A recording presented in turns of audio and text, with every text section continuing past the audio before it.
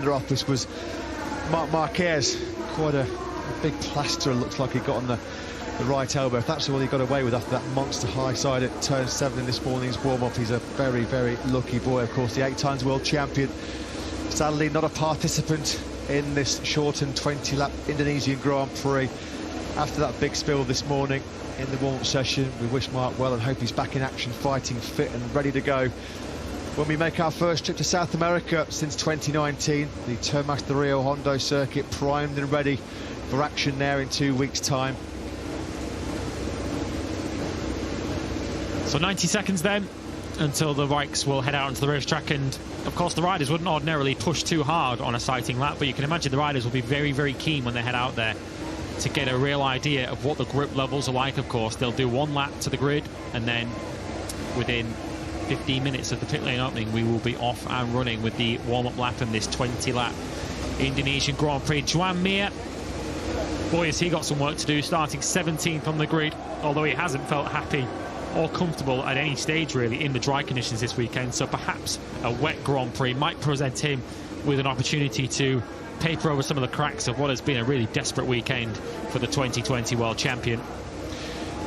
You know, although he's been in MotoGP a couple of years, hasn't he, Joan Mir? Likewise, Fabio Quartararo, they don't have an awful lot of wet weather experience. This is a journey into the unknown as well for the rookies, the likes of Marco Bezzecchi, Fabio Di Giannantonio, Remy Gardner, Darren Binder as well. They'd have never raced a MotoGP bike in rain conditions. So Fabio Quartararo, for the first time in 9 long months, can't believe we're saying that. He was always the qualifying king of MotoGP, wasn't he, the Frenchman? But he is going to start from pole position in this 20-lap Grand Prix. The number 20 flags waving proud in the Mandalika grandstands.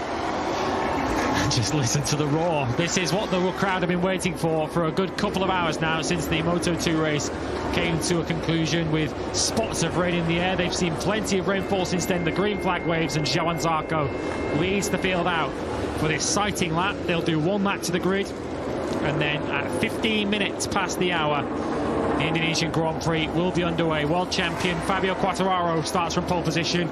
Just how much has his wet weather riding come on since last season? Of course, it was his difficulties in the wet conditions and mixed conditions that saw him start the Grand Prix that eventually concluded with him as world champion back at the Emilia-Romagna Grand Prix last year from 15th on the grid. Can he put those problems behind him and give his world championship defence the kickstart that it needs? This is a massive step into the unknown for these MotoGP riders. They've done barely a handful of wet weather laps. Certainly the track wasn't as wet as this on Saturday morning. So this really is stepping into the unknown territory. Who's going to quickly master the conditions? Who's going to take the big risks? Jack Miller, well, you know that he's so good in the wet conditions. He's proven to be strong on the Ducati and the Honda in the past. Of course, it was mixed conditions, and he took that famous win at the Dutch TT in Assen back in 2016. Who else has got really strong wet weather prowess in this field? Frankie Morbidelli's actually not a bad wet weather rider. Other guys with nothing to lose really, Andrea Dovizioso, and particularly on a factory Ducati, where you could always put your money on him to be a big threat in these rain conditions.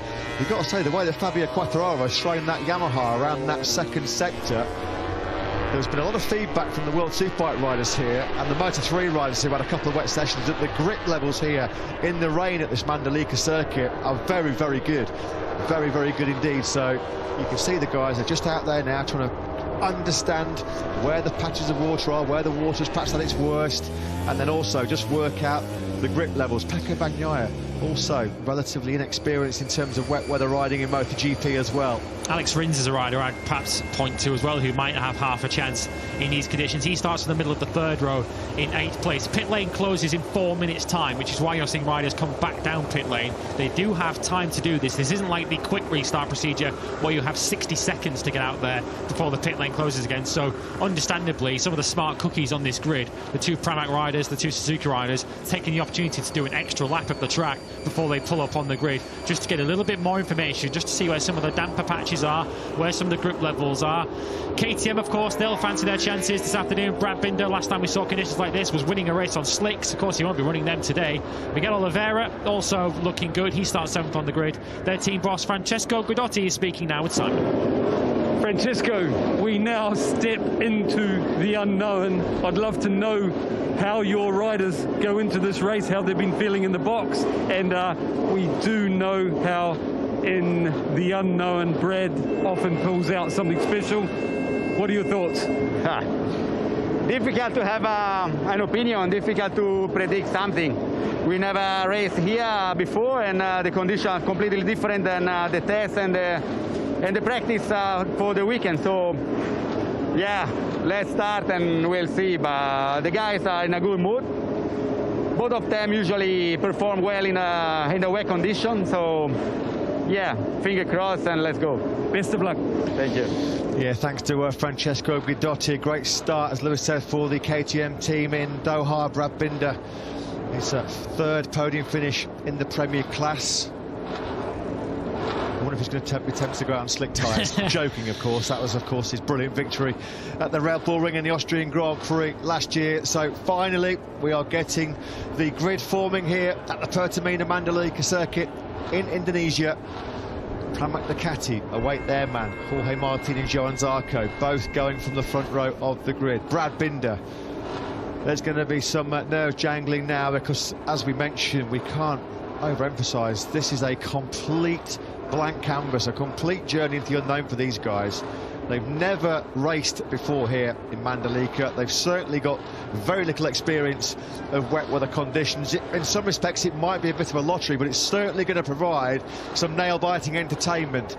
We hope you have stuck with us over the last hour and a half or so when our coverage for MotoGP started. I'm sure you have. Why would you go anywhere? It's the greatest motorsport show on earth as we look at Enea Bastianini starting from the middle of that second row.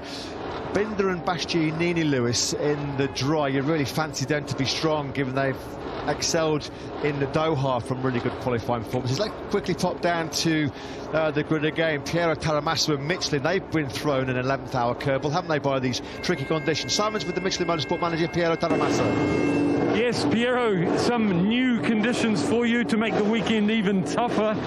Can you tell us what tyres the riders will go for?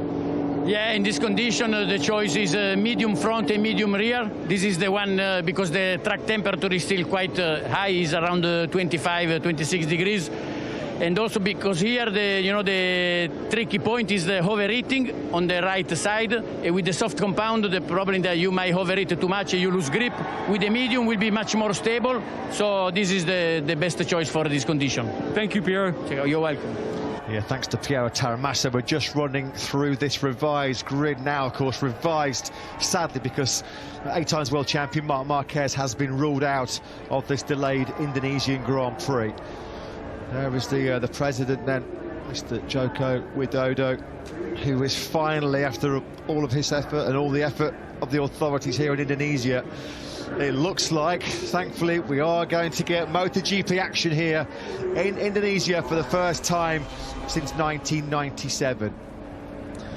Well, the Shaman certainly did the trick in the end. We got the race we were hoping for.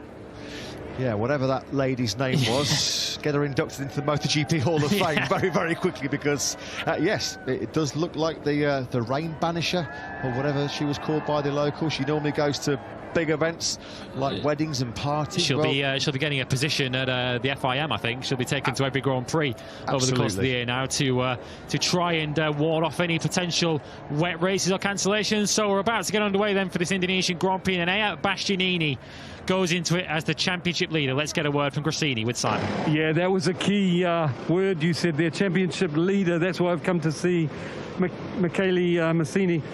Michele, he's done so well, Enea, for the first race, all the way through this event, put himself in a good position on the grid, looked good in FP4, now completely different conditions. How does he feel about the wet? Yeah, now it's difficult to predict how does it go the race, because still a lot of water on track. There is a big patch in some corner. But for sure, this is the same condition for everybody, and we don't make any practice on this condition. So we will see. We start from the second row. This is good enough, but we have to learn lap by lap what we can do. How does Enea feel about rain condition riding? Not so bad. Not so bad. We have to improve in this point, but we have a good base on the rain. Thank you and best of luck. Thank you to you. Thank you. Yeah, thanks, Simon. Thanks to Michele Massini from the Gresini Ducati team. Can they continue their stellar start to 2022? Alex Rins, not quite sure that it's sunglasses weather right now for the Suzuki man, but I guess just trying to keep himself focused, trying to hide some of the nerves that will inevitably be hitting these riders. This is nerve-wracking stuff. This is tense. This is where these guys are really, their skills are put to the limit, their concentration, their focus, because they're just about to encounter a racetrack in conditions that they've never experienced before. It's a bit of a level playing field, this, isn't it? It's going to be a case of fortune favouring the brave. Jack Miller, normally he revels in these kind of conditions. Even Thriller Miller looks a little bit pensive as we count down towards race time here in Mandalika. Yeah, just 6 minutes to go then. Speaking, of course, earlier on, we were discussing the potential strategies that might be deployed in a dry weather race, and the big talking point, I suppose, was Fabio Quartararo's determination, I think, to get to the front of the race and get a clear track, with the Ducatis looking to stop him doing so. In many ways, even though it's a wet race, that is still the aim for Fabio Quartararo, more because of the visibility here rather than any kind of issues with overheating front tyres. We're still expecting to see a little bit of spray, more than a little bit of spray. There will still be some standing water in patches of this racetrack. We've already heard from Piero Taramasso that there are still some patches as the virtual fan wall. Get ready to see this historic first Indonesian Grand Prix in 25 years. If we are going to see some spray, particularly in the early laps with the field all running together, it's going to be so important for these guys to try and get a clear track as soon as possible. Yeah, Fabio Quartararo would not have known how perhaps significant that pole position was yesterday. He knew it was going to be good and crucial in dry conditions. Well, it might be absolutely vital now with, as Lewis said, the potential for spray hitting the riders that are in the chasing pack. An excellent weekend so far then for this young man, Fabio Di Giannantonio. Very, very limited experience of that Ducati in rain conditions. This is going to be a tough test of the mettle for these MotoGP riders. 5 minutes then to the race start here in Mandalika, and finally we can say there's going to be MotoGP race action in Indonesia. Our first visit to Southeast Asia since 2019. One rider perhaps to identify that we haven't mentioned yet, who will certainly fancy his chances in these conditions. Starts all the way back in 18th on the grid. The brother of this man, Marc Marquez, if you're just joining us, will not start this Grand Prix due to a concussion sustained in the warm-up earlier on today, as some drizzle starts to fall, as Simon Crafar lets us know from pit lane. But Alex Marquez, his brother, of course, took a sensational podium, his first podium in MotoGP in very wet conditions at Le Mans, and very nearly won that Grand Prix as he was chasing down Danilo Petrucci. He'll certainly be a rider who will have a big result on his hands potentially today, certainly a bigger result than he thought when he qualified 18th yesterday. Let's just hope then that that rain that's just starting to fall a little bit heavier again as the team personnel are told to clear the grid, that it doesn't start falling as ferocious as what it did about an hour ago, which caused this lengthy delay here for the MotoGP return to Indonesia for the first time since 1997. Understandably, some really tense, anxious-looking faces down there on the grid. Somebody give Aleix Espargaro a glass of water. He looked like he got a real dry mouth. So here it is then, finally, we're about to get underway in MotoGP here in Indonesia. Two Pramac Ducatis on the front row of the grid. Johan Zarco in third place. Jorge Martin starts from second place. But it's the reigning world champion Fabio Quartararo who starts from pole position in our first Indonesian Grand Prix in 25 long years. Don't go anywhere, folks. 20 laps of pure drama and theatre coming your way in MotoGP. Up next.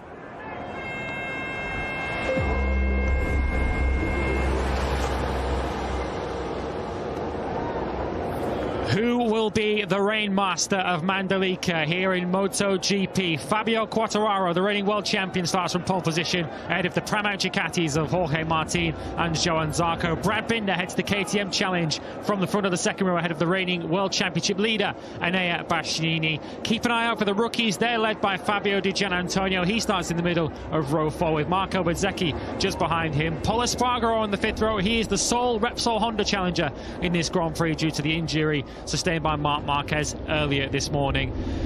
In wet conditions with drizzle starting to fall once again, these are